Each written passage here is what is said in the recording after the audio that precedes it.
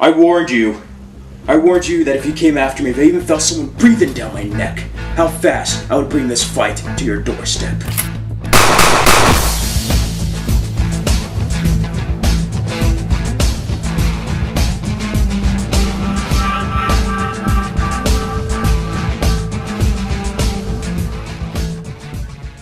Hello everyone, happy 4th of July. Today I decided to have a Bourne on the 4th of July marathon. And while I have this marathon, I also want to share with you my favorite Jason Bourne films. So this list will greatly differ from your list and pretty much any list on YouTube. Again, this isn't the best Jason Bourne films. These are my favorites. So this is my opinion. Starting with my least favorite is the Bourne Legacy. I love the novel. This is greatly different. For one, it doesn't have Jason Bourne. Critic Richard Roeper once said it best that you pay for a 007 adventure and instead get a 003 adventure. That's pretty much how I felt. It's a shell of a Jason Bourne film. We have a character of Aaron Cross, played by Jeremy Renner. We also have Ed Norton, Oscar Isaac, and Rachel Weisz in this film. The main problem is that it's dull, and then also about 85% of it is just other footage we've seen from the previous films. This story takes place during the events of the Bourne Supremacy and the Bourne Ultimatum. And it's just sad. You get Ed Norton with a phone call, he's talking to somebody, and you see a scene you already saw in another situation, in another film. And it's almost like they did a fan film while also like splicing together footage from the previous movies. You also have this whole plot line with these peels. They take these magic peels that give them like super strength and super awareness and stuff, and it's just stupid. I do not like this storyline at all. Jason Bourne isn't the way he is because of a magic pill. No. He had military background and he had the psych profile to match the Treadstone Project. Overall, it has some interesting scenes of action, but it just feels very soulless. It doesn't feel like a Jason Bourne film. And just when it's about to get going, just when it's about to get good, the film just feels like it ends. However, I do like the scene where Aaron Cross is on the roof and he jumps down, but I really dislike the scene where he shoots a guy off a motorcycle and he still gets back up. It causes Rachel Weisz to hit him with a motorcycle helmet for him to finally go down. I'm like, really? Aaron Cross just shot him multiple times in the chest. He wouldn't be getting up off a motorcycle crash after that. Like, come on. It's a solid action film if you want to waste some time, but it's a far cry away from the Matt Damon Jason Bourne films. They try to replace Ethan Hunt with Jeremy Renner. I did not like it then, and I especially did not like it when they try to have Jeremy Renner replace Matt Damon. Try to replace Jason Bourne. Hollywood, quit trying to have Jeremy Renner replace famous spies. Just stop. After that on my list is the Bourne Ultimatum. Now this is a really great conclusion for the original trilogy. My two cons going out of the way. I do not like the shaky cam here. Paul Greengrass always has shaky cam, but it was done to a great degree in Bourne Supremacy. It was done very well with chase scenes and car chases, but here it's just so frantic, it just gives me a damn headache. I cannot tell what the hell is going on. There's some great fight choreography that is ruined by just horrible camera work. Another reason why I don't like this film as much is because it takes place in a window in between the middle and end of Bourne Supremacy, and it tries to answer the question, where was Jason Bourne in the months from the third act of Bourne Supremacy to the ending? What happened in between those months? Here's the thing, I did not need to know that, but it's the continuity errors that really bother me. At the end, we have his name revealed as David Webb. It's springtime in New York City. He's there, he walks off, you have Extreme Waves play. You see the same scene here, but it's in a different context, and most of all, it's snowing in New York City. It is in the winter. I can understand continuity errors and them shooting it, maybe hairstyles looking a bit different, people looking a little bit older, but come on, man. You're gonna go from spring in the second film to that same scene to winter. I did not like that. And despite that, I just did not like the story as much as I did Supremacy. But Ultimatum is a well-crafted film, and the reason why I love it so much is that you get to see Jason Bourne unhinged. You know, the Bourne Identity, he was dealing with his identity. Who am I? Supremacy, we got to see a glimpse of the way Jason Bourne might have been.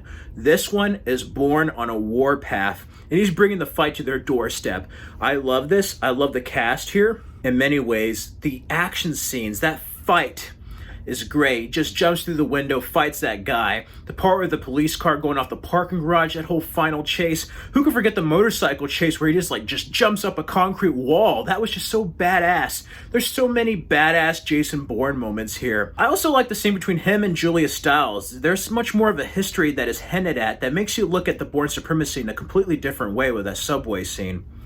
Overall, it is an enjoyable conclusion. I love the ending. It's just a shame that it just wraps everything up real fast. I wanted a more kind of concrete conclusion, more backstory. That being said, I did like the assassin that was after him going off. You know, you are what they make you. That's a throwback to Clive Owen's line in the Bourne Identity. And I love how it goes full circle with him landing in the water, the way it started. Overall, despite my feelings towards the film, this was a solid end to a well-rounded trilogy. After that, I actually really like Jason Bourne. Jason Bourne brought back Matt Damon with a vengeance. I did wish they used that one shot from the trailer with a punch, but overall, this is very much like Supremacy Redux, basically. I do like seeing Vincent Cassel as this assassin. You know, that French guy from Ocean's 11 really wanted a rematch with Matt Damon in Las Vegas. That Las Vegas scene at the end is incredible. I love seeing Jason Bourne back, Tommy Lee Jones, Alicia Vikander in this, but also to go more into his backstory. Before Treadstone, you get to see what happened with his father, who killed his father, and there's a level of finality to this that I really enjoyed. A lot of backstory that was revealed that I thought was missing from the third film. But there is also like a tech storyline that felt really disjointed and did not need to be there. I felt like I was watching two different movies. I like what Riz Ahmed did, but it was just like, I know what they're trying to do with this like tech story, but what does it really have to do with Jason Bourne? You know, it's just like two different things that didn't really connect. Great idea, just the execution of it wasn't as solid as it should have been. And overall, I do enjoy the action scenes. That whole scene in Greece is just fantastic with the rides and the motorcycle chase. That fight on the roof with the cable. Las Vegas and that ending where you think Alicia Vikander is going to lure Jason Bourne back to the CIA. He's like, let me think about it. And he pretty much recorded her entire conversation about selling Jason Bourne out if they have to. I love it. This was a nice throwback to Jason Bourne, and it was way, way, way better than the Bourne Legacy. I don't mind this as an ending. Did they kind of ruin a good trilogy? In a way, yes. In a way, it was unnecessary. It was pretty much redundant of what we've seen before, but that doesn't mean it wasn't good. I really enjoyed it. I know other people didn't like this movie, but I really enjoyed Jason Bourne. Above that is the Bourne Identity. This and Ultimatum are probably the best made ones, actually. But I love the Bourne Identity. Doug Liman directed this. Just a story. A man getting shot, being found in the ocean, and learning that he's assassin. He's a spy. That's such a cool story of somebody not knowing who they are, but then finding out they may be the world's deadliest assassin, they may be a spy. The whole chase and quest for answers is just fantastic in this film. And most of all, there's no shaky cam. It's actually shot steady. You can see what's going on in the car chases. That fight in his apartment, his loft with that guy, and him just using a pen against a knife. Like, Jason Bourne can use anything as a weapon. I love that. I love the romance with Marie. Clive Owen is great. Who could forget the score with Treadstone Assassins? I love that track. Chris Cooper, Brian Cox's character. Everything about this is really almost a standalone movie.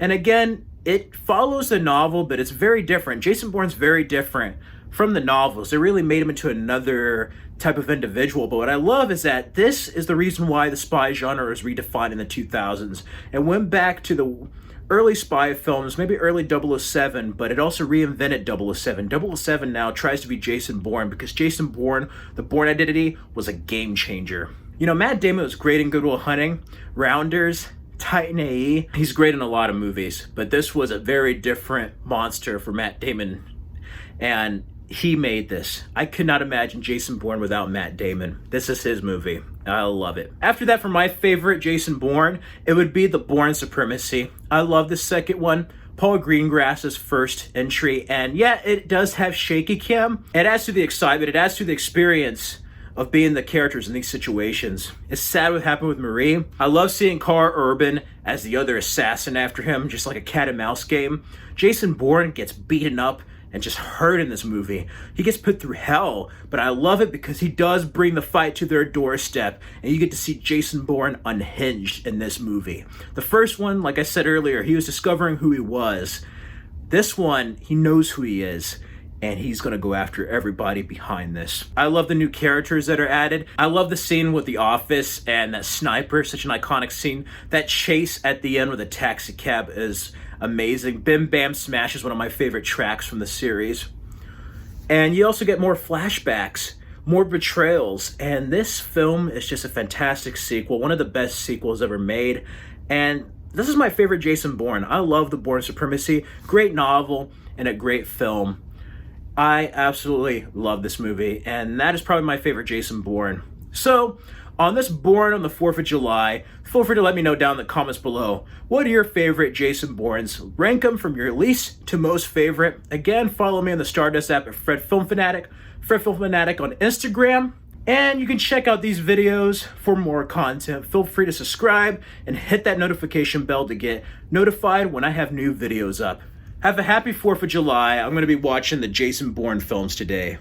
Till next time, everyone, stay safe and healthy.